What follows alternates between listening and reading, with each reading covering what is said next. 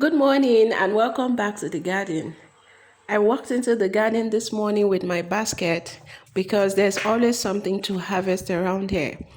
And a bag containing some seeds, another one with scissors, and a few other things I might need. The first thing I do every morning is inspect my plants.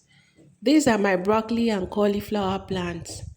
They are looking lush and healthy, and thankfully, I can't see any sign of pest damage. That's always a good way to start the day.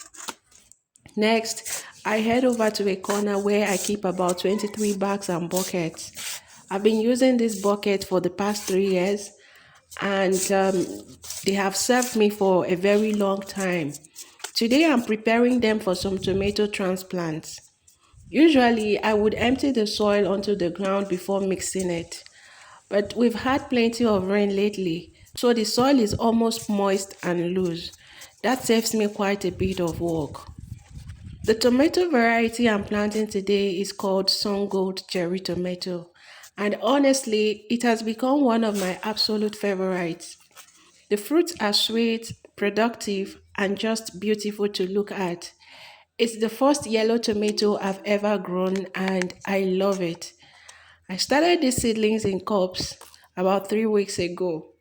To remove them, I gently push the bottom of the cup and slide the seedling out without disturbing the roots too much.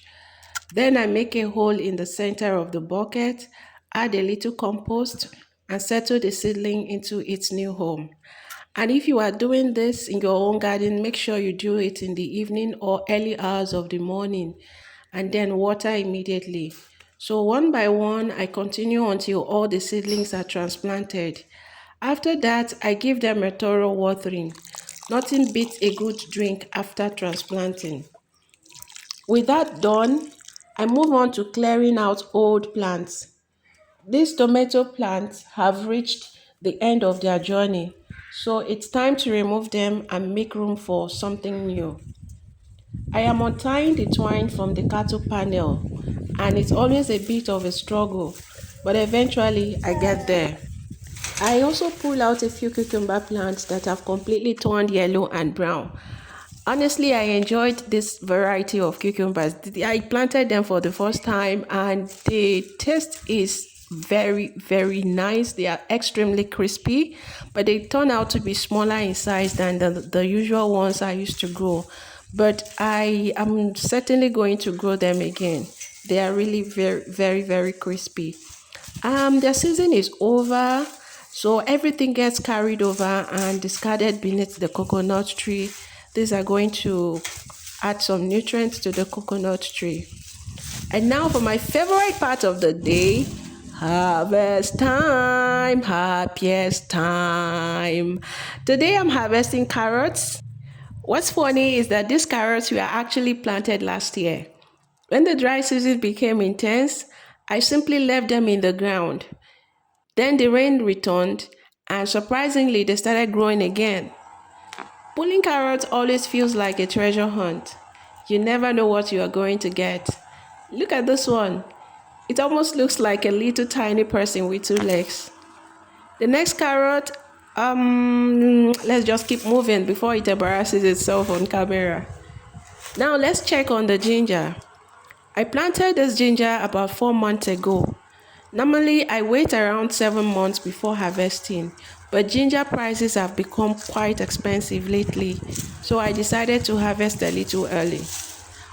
While I'm here, I also harvest some volunteer basil, both green and purple, and a few sprigs of parsley.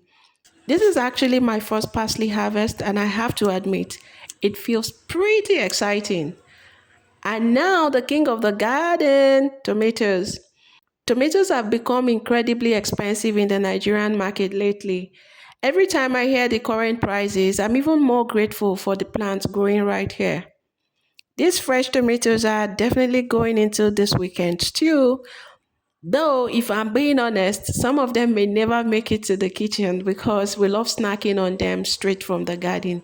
Just look at them. Aren't they beautiful? I know you know. The corn season is also in full swing. So many ears are ready for harvest right now.